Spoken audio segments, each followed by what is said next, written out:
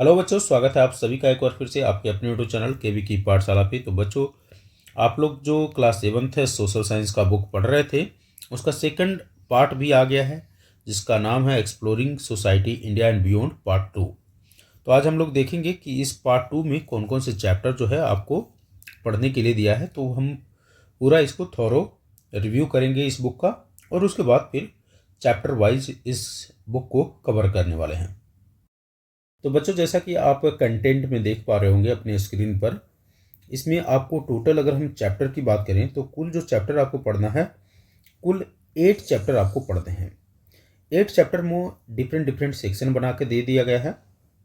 अगर हम थीम 1 यानी सेक्शन 1 की अगर हम बात करें तो this section belongs to geography section, geography section से बिलोंग करता है ये।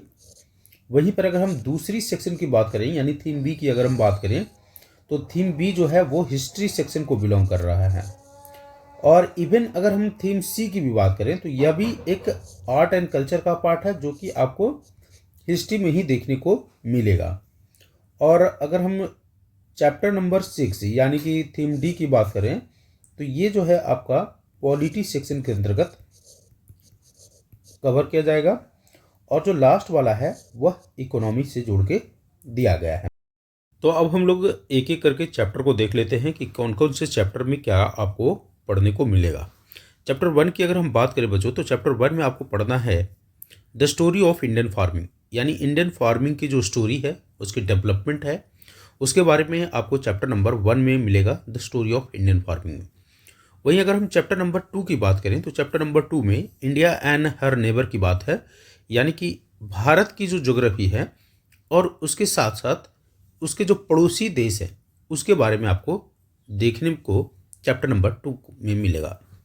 चैप्टर 3 की अगर हम बात करें, जैसा कि हमने पहले भी डिस्कस किया है कि चैप्टर 2 में हिस्ट्री का सेक्शन है। चैप्टर 3, 4 एंड 5, चैप्टर 3, 4 एंड 5 जो है वो हिस्ट्री का सेक्शन है। और चैप्टर 3 में एम्पायर्स एंड किंगडम के बारे में बताया गया है, और खास करके उन एम्पायर्स के बारे में बताया गया है जिसका संबंध है 6th सेंचुरी से लेकर के 10वीं सेंचुरी तक, यानी 6th सेंचुरी से लेकर 10वीं सेंचुरी तक जितने भी एम्पायर एंड किंगडम हैं उनके बारे में आपको चैप्टर नंबर 3 में बताया गया है।